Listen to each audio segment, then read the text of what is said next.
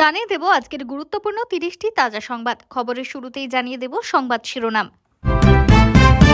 Police ও কেন্দ্রীয় বাহিনীর চেষ্টায় অবশেষে রাত 12টায় উদ্ধার জুডিশিয়াল অফিসাররা। গাড়ি আটকানোর চেষ্টা বিক্ষোভকারীদের। ফিরে পাওয়া গড়ে তাড়া খেলেন দিলীপ, গাড়ির পেছনে ছুটলেন উত্তেজিত জনতা। কালীঘাটে মমতার গলির সামনে হাতাহাতি টিএমসি বিজেপির, অভিষেকের বাড়ির সামনে গাড়ি থেকে নামতে হলো শাহকে। মনোনয়ন জমা দিতে গিয়ে বিক্ষোভের মুখে অধীর, গো ব্যাক স্লোগান তৃণমূলের, কংগ্রেস কর্মীদের সঙ্গে বচসা। বিস্ফোরক মমতা, রাত 12টায় সাংবাদিকদের থেকে জানলাম অশান্তির খবর, কেন নিজের প্রশাসনের ওপরেই ক্ষুব্ধ তৃণমূল নেত্রী। মালদা কাণ্ডে রাত 12টার মধ্যে অভিযুক্তদের গ্রেপ্তারের নির্দেশ কমিশনের, ক্ষোভের মুখে ডিজিও, জ্ঞানেশের প্রশ্ন দেরিতে কেন ব্যবস্থা। হাজরার রণহুঙ্কার, 15 দিন বাংলাতেই থাকবো, শাহের ঘোষণায় কাঁপছে শাসক দলের গড়, শুভেন্দুর মনোনয়নে নয়া সমীকরণ। হরিণঘাটে কি বাতিল হতে পারে তৃণমূলের প্রার্থীপদ, অসীম সরকারের চিঠিতে তোলপাড় দিল্লি। রাঘব চাড্ডাকে সরালো আপ, এবার কি বিজেপির পথে পা বাড়াবেন তিনি। গ্রেপ্তার হলে আমও যাবে, ছালাও যাবে। মালদা কাণ্ডের আবহে সংখ্যালঘুদের বড় সতর্ক বার্তা নেত্রীর। সোনা পাপ্পু মামলা, নগদ ও সোনা মিলিয়ে এখনো পর্যন্ত 2 কোটি উদ্ধার, বাজেয়াপ্ত দামি গাড়ি, সম্পত্তির নথিপত্র। ঘাড় ধরে তুলে নিয়ে গেল বাহিনী, কান ফাটলো আইসির, কাঁকুড়িয়ায় নামলো কেন্দ্রীয় বাহিনী। বিচারকদের আটকে রেখে হেনস্থা, মোথাবাড়িতে গ্রেপ্তার আইএসএফ প্রার্থী সহ 18, উত্তপ্ত কালিয়াচক। নাম জড়িয়েছিল নিয়োগ মামলায়, ভোটের মুখে তৃণমূল ছেড়ে বিজেপিতে বিধায়ক। বাবার বয়স 30, মেয়ে 35, সাপ্লিমেন্টারি তালিকা প্রকাশ হতে কাজ করায় কমিশন। রাষ্ট্রপতি শাসন জারির পথে বাংলা, মমতার আশঙ্কার মধ্যে জল্পনা উস্কে উচ্চ পর্যায়ের জরুরি বৈঠকে কমিশন। এসআইআর এর কাজ যেখানে হচ্ছে সেখানে 5 জনের বেশি কেউ থাকবে না, মোথাবাড়ি কাণ্ডে সুপ্রিম কোর্টের আর কি নির্দেশ। বাংলা আইনের শাসন শেষ, মালদা কাণ্ডে নজিরবিহীন ক্ষুব্ধ সুপ্রিম কোর্ট, 6 এপ্রিল কাঠগড়ায় ডিজিপি মুখ্য সচিব। পিছিয়ে যাচ্ছে বাংলার ভোট, জরুরি বৈঠকে নির্বাচন কমিশন। আবর্জনাটাকে তুলে এনে প্রার্থী করেছে তালজাংড়ার বিজেপি প্রার্থীকে তোপ অভিষেকের। কে এই শাহজাহান আলী কাদেরি, মালদা কাণ্ডে গ্রেপ্তার করা হয়েছে। পদ পেতে পারফরমেন্সই শেষ কথা, শুভেন্দুর জেলায় কর্মীদের সাপ তাড়ানোর টোটকা অভিষেকের। পরস্পরকে চড় থাপ্পড় তৃণমূল বিজেপি কর্মীদের, শুভেন্দু শাহের রোড শো ঘিরে ছড়ালো উত্তেজনা। সিও দপ্তর ঘেরাও, হেয়ার স্ট্রিট থানায় এফআইআর 2 তৃণমূল কাউন্সিলরের বিরুদ্ধে।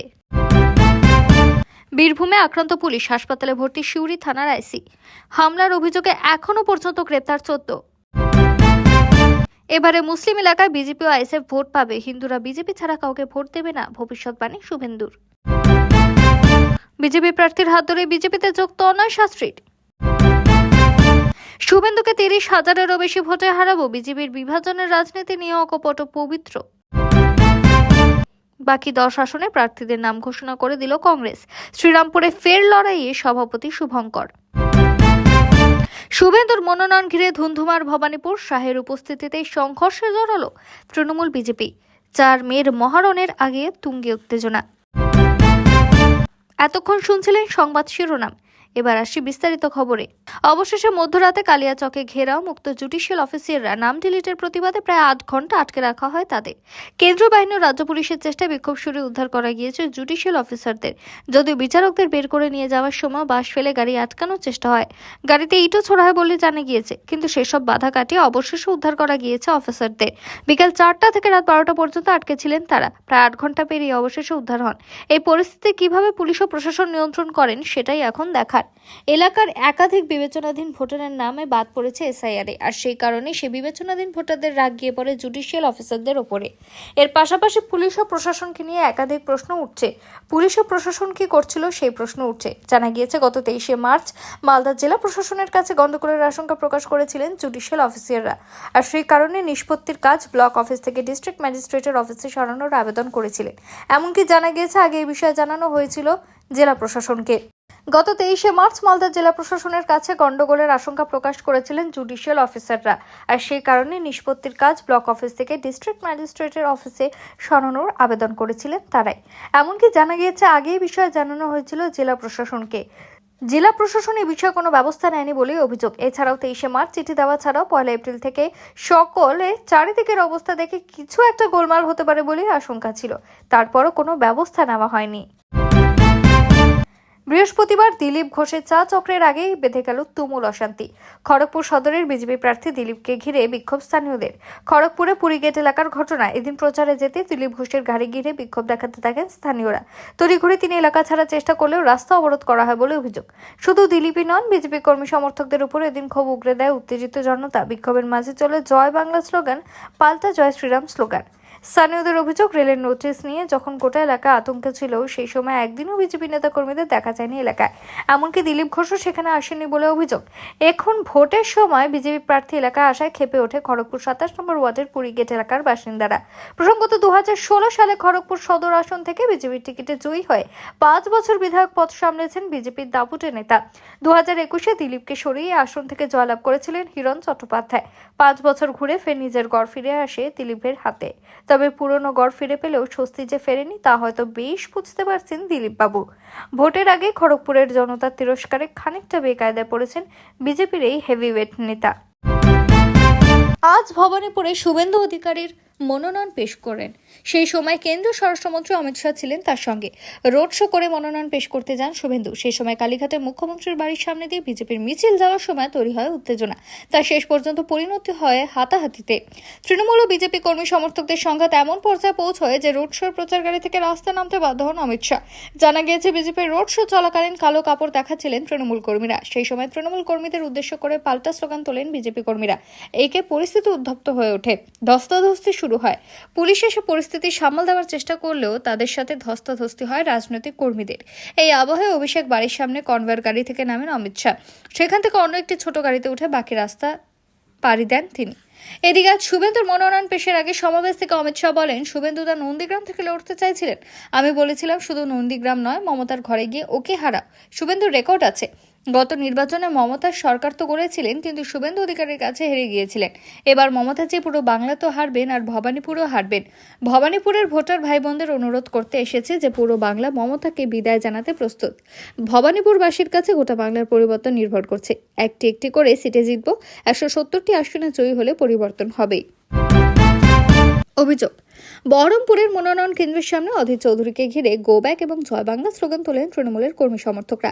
এই ঘটনাকে কেন্দ্র করে একটি বিশৃঙ্খল পরিস্থিতির সৃষ্টি হয়। তৃণমূল কর্মীদের পাল্টা স্লোগান তোলেন কংগ্রেস কর্মীরাও। বহরমপুরের কংগ্রেস প্রার্থী অধীর চৌধুরীর মনোনয়নকে কেন্দ্র করে বৃহস্পতিবার উত্তেজনা ছড়ালো। অভিযোগ, বহরমপুরের মনোনয়ন কেন্দ্রের সামনে তাকে ঘিরে গো ব্যাক এবং জয় বাংলা স্লোগান তোলেন তৃণমূল কর্মী সমর্থকরা।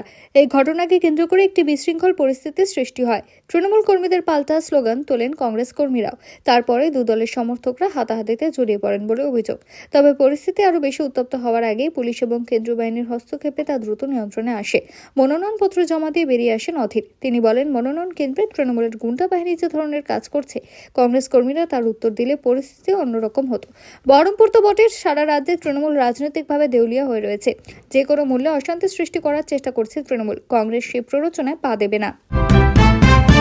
মালদা ও মুর্শিদাবাদে বিচারকদের উপর হামলার ঘটনায় সুপ্রিম কোর্টের কড়া পর্যবেক্ষণের পর রাজ্যের রাজনৈতিক পারদ এখন তুঙ্গে। এই উত্তপ্ত আবহে বৃহস্পতিবার সাগরদিঘির ধুমুর পাহাড়ের জনসভা থেকে সরাসরি কেন্দ্রীয় স্বরাষ্ট্রমন্ত্রী অমিত শাহ এবং নির্বাচন কমিশনকে নিশানা করলেন মুখ্যমন্ত্রী মমতা। তার দাবি, বাংলায় এখন কার্যত সুপার রাষ্ট্রপতি শাসন চলছে এবং রাজ্য প্রশাসনের রাজ তার হাতে নেই। কমিশনার শাহের আতাতের অভিযোগ। মুখ্যমন্ত্রী এদিন অভিযোগ করেন, রাজ্যের আইন শৃঙ্খলা এখন সম্পূর্ণভাবে জাতীয় নির্বাচন কমিশনের নিয়ন্ত্রণে, যা আসলে অমিত শাহের নির্দেশে পরিচালিত হচ্ছে। গুরুত্বপূর্ণ প্রশাসনিক পদে ভিন রাজ্যের আধিকারিকরা বসানো নিয়ে প্রশ্ন তোলেন তিনি। বলেন, কেরল বা তামিলনাড়ু থেকে আসা আধিকারিকরা বাংলার ভূগোল বা জনবিন্যাস বোঝেন না, ফলে আইন শৃঙ্খলা সামলাতে তারা ব্যর্থ হচ্ছেন। এমনকি মালদার ঘটনার খবর তিনি নিজের প্রশাসনের বদলে রাত 12টায় সাংবাদিকদের কাছে থেকে জেনেছেন বলেও ক্ষোভ উগরে দেন। এনআরসি ও ডিলিমিটেশন আতঙ্ক।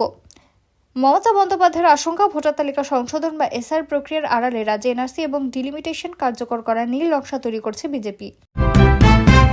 ভবানীপুরের বিজেপি প্রার্থী শুভেন্দু অধিকারীর মনোনয়ন জমা দেওয়াকে কেন্দ্র করে যেন অশান্তির অভিযোগ উঠছে, সে নিয়ে প্রশ্ন তুলেছে কমিশন। মালদার ঘটনা এনআইএ তদন্তের নির্দেশ দিল নির্বাচন কমিশন। এই ঘটনায় কমিশনকে সুপ্রিম কোর্ট সিদ্ধান্ত নিতে বলেছিল। শীর্ষ আদালত জানিয়েছে, সিবিআই অর্থাৎ এনআইএ এর মতো স্বাধীন সংস্থাকে দিয়ে তদন্ত করাতে হবে। এরপরে এনআইএ কে দিয়ে তদন্ত করানোর সিদ্ধান্ত নেয় কমিশন। মালদার ঘটনায় রাজ্যের সিইও মনোজ অগ্রওয়াল এবং পুলিশ ও প্রশাসনের কর্তাদের সঙ্গে বৃহস্পতিবার বৈঠক করেন মুখ্য নির্বাচন কমিশনার জ্ঞানেশ কুমার। সেখানে তিনি ঘটনায় বিরক্তি প্রকাশ করেন বলে খবর। জ্ঞানেশের ক্ষোভের মুখে পড়েন রাজ্য পুলিশের ডিজি সিদ্ধনাথ গুপ্ত এবং মালদার পুলিশ সুপার অনুপম সিংহ। তার প্রশ্ন, শুরুতেই কেন পদক্ষেপ করা হয়নি? সিইও অফিসের সামনে দুদিন ধরে কেন গন্ডগোল চলছে? সেখানে এত লোক জমা হলেন কিভাবে? সেই প্রশ্ন তুলছেন জ্ঞানেশ। পূর্ব নির্ধারিত কর্মসূচি অনুযায়ী রাজ্যের মুখ্য সচিব দুষ্মন্ত নারিওয়ালাকে দিল্লিতে ডেকে পাঠিয়েছিলেন কমিশন। সেখানে বৈঠকে যোগ দেন তিনি। তার সঙ্গে আলাদা করে কমিশনে বৈঠক করবে বলে খবর। পশ্চিমবঙ্গের রাজনীতির এপিসেন্টার আজ দক্ষিণ কলকাতার হাজরা মোড়। সেখান থেকে একসময় মমতার উত্থান হয়েছিল। আজ সেই মাটিতে দাঁড়িয়ে পরিবর্তনের ডাক দিলেন কেন্দ্রীয় স্বরাষ্ট্রমন্ত্রী। শুভেন্দু অধিকারীর মনোনয়ন জমা দেওয়ার ঠিক আগে হাজরার সভামঞ্চ থেকে শাহের একটি ঘোষণা রাজ্যের রাজনৈতিক সমীকরণকে একেবারে ওলটপালট করে দিল। শাহ স্পষ্ট জানিয়ে দিলেন, পশ্চিমবঙ্গের এই ভোটে 15 দিন আমি রাজ্যেই থাকবো, আপনাদের সঙ্গে কথা বলার অনেক সুযোগ পাবো। বাংলার রাজনীতিতে অমিত শাহের 15 দিন থাকা কেবল একটি সময়সীমা নয়, বরং এটি একটি সুপরিকল্পিত রাজনৈতিক চাল। অতীতে দেখা গিয়েছে শাহ যখনই কোনো রাজ্যে টানা সময় দিয়েছেন, সেখানে বুথ স্তরের সংগঠন শক্তিশালী হয়েছে এবং কর্মীদের মনোবল বহুগুণ বেড়েছে। শাহের এই ঘোষণায় পরিষ্কার যে বিজেপি আবারও একবার দিল্লির রিমোট কন্ট্রোলে বাংলা চালাতে চাইছে না, স্বয়ং চাণক্য ময়দানে নেমে অপারেশন পরিচালনা করবেন। বিশেষ করে দক্ষিণ কলকাতার শাসক দলের দুর্ভেদ্যে দুর্গে দাঁড়িয়ে শাহের এই অবস্থান প্রমাণ করে যে বিজেপি এবার 1 ইঞ্চি জমিও ছাড়তে নারাজ। ভোটারদের মনে বিশ্বাস গেঁথে দেওয়াই তার লক্ষ্য যে দিল্লি আপনাদের পাশে আছে। আজকে সবার মূল আকর্ষণ ছিল নন্দীগ্রামের নায়ক তথা রাজ্যের বিরোধী দলনেতা শুভেন্দু অধিকারীর মনোনয়ন। শাহের কথায়, আজ আমাদের প্রার্থীদের, বিশেষ করে শুভেন্দুর মনোনয়নের জন্য আমি এসেছি। শুভেন্দুর মনোনয়নে শাহের সশরীরে উপস্থিতি অত্যন্ত তাৎপর্যপূর্ণ। এটি কেবল একটি মনোনয়ন কর্মসূচি নয়, বরং শুভেন্দুকে বিজেপির আগামীর প্রধান মুখ হিসেবে শিলমোহর দেওয়া। শুভেন্দুর লড়াকু ভাবমূর্তি এবং শাহের সাংগঠনিক দক্ষতা যখন এক হচ্ছে, তখন নিচুতলার বিজেপি কর্মীদের মধ্যে এক প্রবল উন্মাদনা তৈরি হচ্ছে। হাজরার ভিড় বুঝিয়ে দিচ্ছে কলকাতার বুকেও এখন পদ্ম শিবিরের জমি কতটা শক্ত। ভোটে নির্ঘণ্ট বেজে গিয়েছে অনেক আগে, কিন্তু হরিণঘাটা বিধানসভা কেন্দ্রে এবার যা ঘটতে চলেছে তা বোধহয় অতি বড় রাজনৈতিক পণ্ডিতরাও কল্পনা করতে পারেনি। লড়াই কি শুধু ব্যালট বাক্সে হবে, নাকি তার আগে আইনি মারপ্যাঁচে বড়সড় ধাক্কা খেতে চলেছে রাজ্যের শাসক দল? বিজেপি প্রার্থী অসীম সরকারের একটি চিঠিকে কেন্দ্র করে এখন প্রশ্নে ঘুরপাক খাচ্ছে হরিণঘাটার অলিগলিতে। দিল্লি নির্বাচন কমিশনের দপ্তরে সেই চিঠি পৌঁছানোর খবরে রীতিমতো তোলপাড় শুরু হয়েছে। আসল রহস্যটা ঠিক কোথায়? হরিণঘাটা বিধানসভা কেন্দ্রটি তফসিলি জাতির জন্য সংরক্ষিত। নিয়ম অনুযায়ী এই আসনে লড়তে গেলে প্রার্থীকে অবশ্যই তফসিলি জাতিভুক্ত হতে হয়। কিন্তু বিজেপি প্রার্থী তথা বিশিষ্ট লোকগায়ক অসীম সরকারের বিস্ফোরক দাবি, তৃণমূল প্রার্থী রাজীব বিশ্বাস যে জাতিগত শংসাপত্র জমা দিয়েছেন তাতে বড়সড় অসঙ্গতি রয়েছে। সরাসরি অভিযোগ তুলে অসীম জানিয়েছেন, রাজীব বিশ্বাস আসলে তফসিলি জাতিভুক্ত নন। সংরক্ষিত আসনের সুবিধা নিতে তিনি কি তবে জাল নথির সাহায্য নিচ্ছেন? কমিশনের কাছে পাঠানো চিঠিতে এই প্রশ্নই তুলছেন বিজেপি প্রার্থী।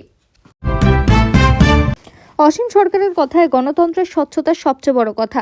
যদি নথিতেই জালিয়াতি থাকে, তবে সেই প্রার্থীর জনসেবা করার নৈতিক অধিকার ঠিক কোথায়? গেরুয়া শিবিরের অবশ্য দাবি, নথিপত্র খতিয়ে দেখে অবিলম্বে রাজীব বিশ্বাসের প্রার্থীপদ বাতিল করা হোক। এই ঘটনাকে কেন্দ্র করে এলাকায় রাজনৈতিক পারদ চড়ছে। বিজেপি কর্মীরা ইতিমধ্যে বলতে শুরু করেছেন, হারের ভয়ে তৃণমূল কি তবে ভুল পথের আশ্রয় নিচ্ছে?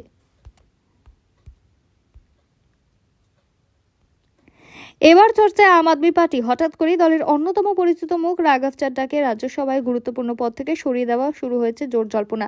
দলের ভেতরে কি দূরত্ব তৈরি হয়েছিল, নাকি এর পেছনে অন্য কোনো বড় রাজনৈতিক পরিকল্পনা? তা নিয়ে এখনো আলোচনা শুরু হয়েছে। কেন সরানো হলো রাঘব চাড্ডাকে? আম আদমি পার্টির রাজ্যসভার সাংসদ রাঘব চাড্ডাকে ডেপুটি লিডারের পদ থেকে সরিয়ে দিয়েছে দল। এই বিষয়ে সাংসদের চিঠি দিয়ে আনুষ্ঠানিকভাবে জানানো হয়েছে। তার জায়গায় নতুন ডেপুটি লিডার হিসেবে অশোক মিত্তালের নাম প্রস্তাব করা হয়েছে। শুধু পদচ্যুত করাই নয়, দলের সূত্রে জানা গিয়েছে রাজ্যসভায় আপের বরাদ্দ সময় থেকেও রাঘব চাড্ডাকে বক্তব্য রাখার সুযোগ না দেওয়ার অনুরোধ করা হয়েছে। ফলে রাজনৈতিকভাবে এটি তার জন্য একটি বড় ধাক্কা বলেই মনে করা হচ্ছে। অশোক মিত্তালকে পদে আনার সিদ্ধান্ত যে দলের শীর্ষ নেতৃত্বদের ইঙ্গিতেই হয়েছে তা নিয়ে কোনো সন্দেহ নেই। তিনি দীর্ঘদিন ধরেই দলের গুরুত্বপূর্ণ নেতাদের ঘনিষ্ঠ ছিলেন বলে পরিচিত। অন্যদিকে গত কয়েক মাসে সাংসদ একাধিক গুরুত্বপূর্ণ ইস্যু তুলে ধরে রাঘব চাড্ডার যথেষ্ট জনপ্রিয়তা অর্জন করেছিলেন। গিগ কর্মীদের অধিকার, জনপ্রতিনিধিদের দায়বদ্ধতা, এমনকি টেলিকম সংস্থাগুলির রিচার্জ সংক্রান্ত অভিযোগ, এই সমস্ত বিষয় নিয়ে সরব ছিলেন তিনি। উল্লেখযোগ্যভাবে ইস্যুগুলিতে তার সরব হওয়ার পরই সরকার কিছু ক্ষেত্রে দ্রুত পদক্ষেপ নেয়, যা তার জনপ্রিয়তা আরও বাড়ায়। মালদার উত্তপ্ত পরিস্থিতির আজ এবার মুর্শিদাবাদে। বৃহস্পতিবার সুতীয় সাগরদিঘি জনসভা থেকে বিরোধীদের তীব্র আক্রমণ করার পাশাপাশি সাধারণ মানুষকে সংযুক্ত থাকার কড়া নির্দেশ দিলেন মুখ্যমন্ত্রী। তার স্পষ্ট অভিযোগ, বিজেপি, কংগ্রেস এবং হায়দ্রাবাদ থেকে আসা আসাউদ্দিন ওয়েসির দল মিলে রাজ্যে পরিকল্পিতভাবে অশান্তি সরানোর চেষ্টা করছে। সুতীর জনসভা থেকে মুখ্যমন্ত্রী আবেগঘন সুরে বলেন, আমাকে বিশ্বাস করলে উত্তেজনায় পা দেবেন না। বাংলাকে রক্ষা করুন, মুর্শিদাবাদকে রক্ষা করুন। তরুণ প্রজন্মের উদ্দেশ্যে তার বিশেষ সতর্কবার্তা। বিজেপি বা ওয়েসির উস্কানিতে ছোট ছোট ছেলেরা অশান্তিতে জড়িয়ে পড়বে, তারপর পুলিশ গ্রেপ্তার করবে, তখন আমিও যাব, ছালাও যাবে। এদিন নাম না করে আসাদুদ্দিন ওয়াইসি এবং হুমায়ুন কবিরকে হাঁদাভোঁদা বলেও কটাক্ষ করেন তিনি। তার দাবি, এরা বিজেপির টাকা খেয়ে গন্ডগোল পাকাতেই পারে। সাগরদিঘির সবাই দিন প্রত্যাশিত ভিড় না হওয়ায় মুখ্যমন্ত্রীর কণ্ঠে কিছুটা বিরক্তি ধরা পড়ে। মাত্র 25 মিনিটের সংক্ষিপ্ত ভাষণে তিনি সংগঠনের প্রতি অসন্তোষ প্রকাশ করলেও ভোটারদের আশ্বস্ত করতে ভোলেনি। তিনি সাফ জানিয়ে দেন, কাউকে ডিটেনশন ক্যাম্পে যেতে দেব না। এছাড়াও নির্বাচন কমিশনের কারণে আটকে থাকা লক্ষ্মীর ভান্ডার ও যুবসাথী প্রকল্পের কাজ ভোট মিটলেই দ্রুত সম্পন্ন করার প্রস্তুতি দেন তিনি। রাজনৈতিক মহলের মতে মালদা কাণ্ডের পর সংখ্যালঘুদের মধ্যে যাতে কোনো ভুল বার্তা না যায় এবং জুম্মার দিনকে কেন্দ্র করে কোনো বড় অপ্রীতিকর ঘটনা না ঘটে, সেই লক্ষ্যে এই আগাম সতর্কবার্তা। অন্যদিকে পাল্টা চ্যালেঞ্জ ছুড়ে হুমায়ুন কবির দাবি করেছেন, কে হিংসা লাগাতে চাইছে তা সবাই জানে। 4 মে ফলেই সব পরিষ্কার হয়ে যাবে।